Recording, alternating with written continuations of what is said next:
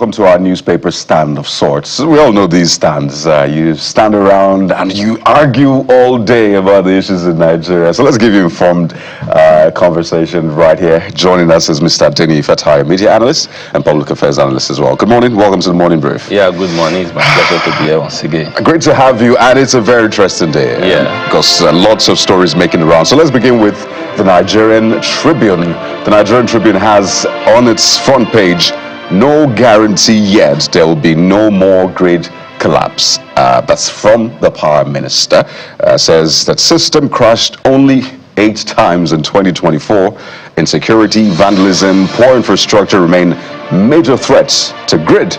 It says ministry plans solar lights, CCTV for highways. The senators hit discos again, want privatization reversed. So we're starting with that important sector, the power sector. And the minister says there is no guarantee that there will be no more grid collapse. I imagine Nigerians will say I reject it, but he's saying the reality. But is this enough to just say there's no guarantee? Does it sound like we're giving up, or you sense something else from this statement? Yes, I sense something else. If you look at what the minister have said, that major bulk buyer or purchaser of power or electricity, as it were, they are, building their own sourcing alternative energy. We have over 5,000 megawatt have been generated by those companies, numbering almost 200 companies. And sometimes when a facility is not put to use, underutilization can cause power grid. But I think the minister, they can do more if they can perform. Not that there are some areas you come up with an estimated bill. There are some areas you have your prepaid meter and you complain, and the disco will come back and say there's nothing we can do, let's just put you back on direct line, and they are back in business. So those are the things they need to look into. Because for a lot of Nigerians, that statement, yes, it may be the reality, but it's not enough. He was defending the budget. He talked about the budget for the ministry, over 2 trillion naira. Part of the budget will be to get people's meters, of course, their salary payment. But he mentioned something quite interesting, that the Kaduna Shiroro Mando line is one of the issues.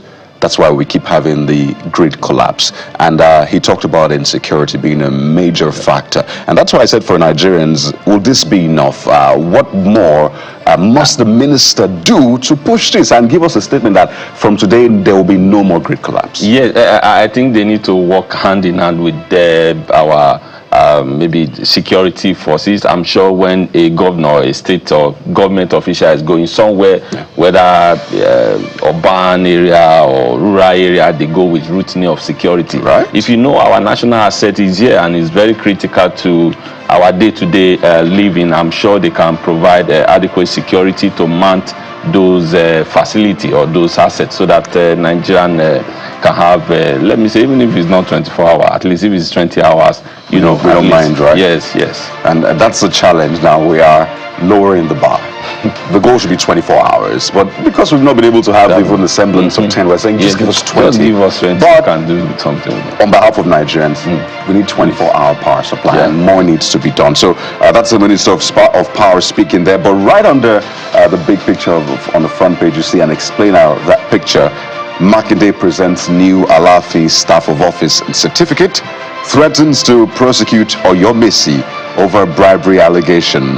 Says coronation to hold in 4 weeks. And we had that conversation about the democracy kind of, and this is our monarchical kind of governance. It looks like wherever you turn, there will be issues, but it points to the fact that the people are really the drivers of whichever governance system you have. And if the people are not honest, if the people do not have, the standards which they adhere to, then whatever governance that you introduce would still be faulty. So what is your take on this one? Yeah, first and foremost, I think if you don't put your house in order, it will be very easy for an internal forces, to come around and tell you how to do things. Right. And I believe that the government, being the custodian of the state, whether monarchical or democracy, whatever it is, I think in their own wisdom to forestall whatever kind of wrangling that is coming up maybe between the family, and they have chosen somebody, and government is the number one. So he has done the right thing to me, so that to make sure that everybody just put your structure together and let's move forward. We have so much problem to fix that. Well, it'll be interesting to see if the governor will go ahead with that threat to probe Oyomisi, because then it will look like a targeted. But I mean, do you think it's the way to go? Yeah, it's the way to go. Sometimes we make some statement carelessly. We are not cautious, because when you are hungry, you can. So this time around, I think every statement somebody makes should be able to justify or have something to back it up. You won't say because you are hungry or something that does not favorable to you and you just speak to it anyhow. So the office of a governor is a big office that needs to be defended. And Certainly. Very interesting. Let's turn to the next paper now, and that is, I'm spoiled for choice right now, but let's go to New Telegraph newspaper, because this touches on security. And this is what you find on the front page of New Telegraph for today, Tuesday, January the 14th. Over 60,000 surrendered Boko Haram members are children. Over 60,000, and that's coming from a man who knows better, the CDS. Let me take some of the explainers. It says as many insurgents are not willing participants, some conscripted, some forced or enslaved. And then you see Zulum demands action as 40 farmers, fishermen shot dead in Borno, many missing, several injured during attack. And NAF probes accidental killings in Zamfara state. So it's a mix of different things.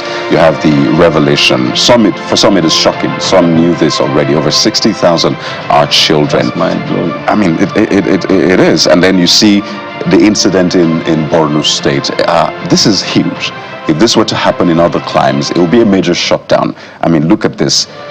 40 farmers, fishermen shot dead in Borno state. So have we come to maybe normalize these things? Because some experts will tell you the incidents have been increasing. It's not come down. So when you hear that we have, NIBS security, the incidents are still there. And now you say a death toll of 40. So have we come to normalize it, or this is still some sort of improvement? No. We shouldn't normalize it. I think the security apparatus needs to be looking to if we have a problem in a sector, in a section of the country.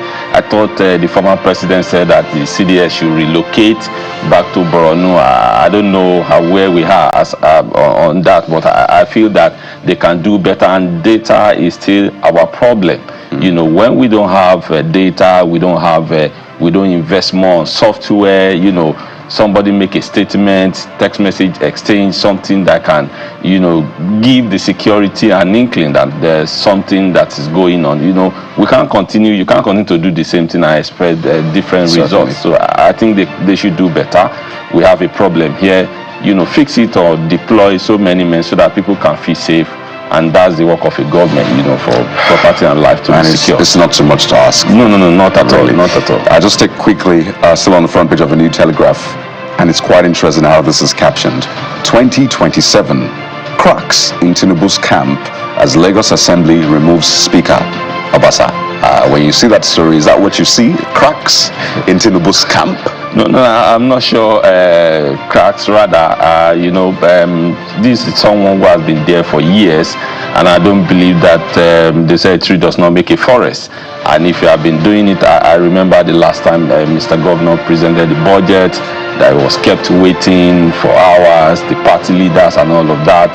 That the man in question has want to feel like an emperor that cannot be three-term speaker. It's understandable. 6 terms as a member. As a member of this. So I think the only thing that is constant is change. If the House look at it that the way they are going, they need a better person in place. And thanks to Lagos State House of Assembly having the first female speaker. So I can say it's a fresh start for them.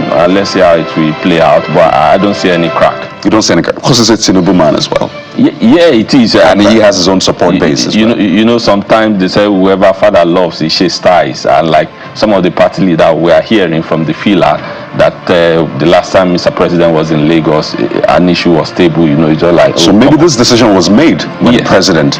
Yes, I believe, because one of the party leaders said that when Mr. President was around, so many things were tabled before him, and it's not as if he's going to feel like, oh, what's going on there? Right. Interesting. Next up is Leadership newspaper, and Leadership newspaper has this one above the National Assembly now. Knocks over planned NAS zonal offices. Stakeholders kick, say it's constitutional aberration, waste of resources, and you see it's not in Nigeria's interests. NAS zonal offices. We have so much to do and sometimes some of these our politicians have something that is going to favor them. You remember the last time they said they want to get them I think utility vehicle, millions of naira going to. So sometimes they promote what favor them. If it's not going to favor them, they hardly come to. But we just pray that they will listen to the voice of the people and say this is not what we need right now. Even the one we are complaining that they are spending so much, to keep. In fact, I think they should make National Assembly a part-time job. Right. It's not every time that you are there sitting allowance, even when you are not seated, oversight allowance when you are not overseeing anything. And zonal officers. It's interesting some of these things you read.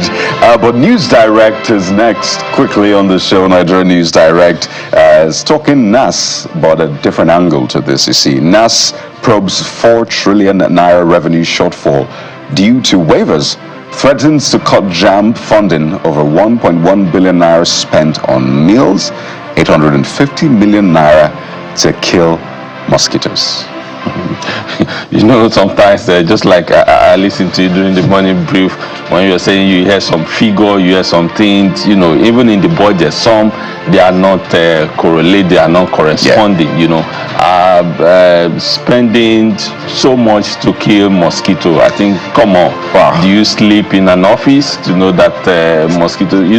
So many things. But I think it is in their own wisdom to look at it that we don't need this now. If there's anything need to be scrapped, they should remove it. And if there's something that can add value to the society, to Nigeria, I think they can add that, but not this. Wow. Couple of more stories for you this morning, but let's just spend 1 million to kill mosquito in your That's just like that. I know. Let's move on now to the next daily. That's Blueprint newspaper. Blueprint newspaper leads with, of course, the Lagos story, how Lagos Assembly ousted Nigeria's longest-serving speaker, Obasa. And you see, this one will interest you. PDP back to trenches. Anyanwu resumes as secretary amid protests. You see, ex-senator, a lawbreaker resulting to self-help, says Ologunagba. It's quite interesting how Blueprint puts it.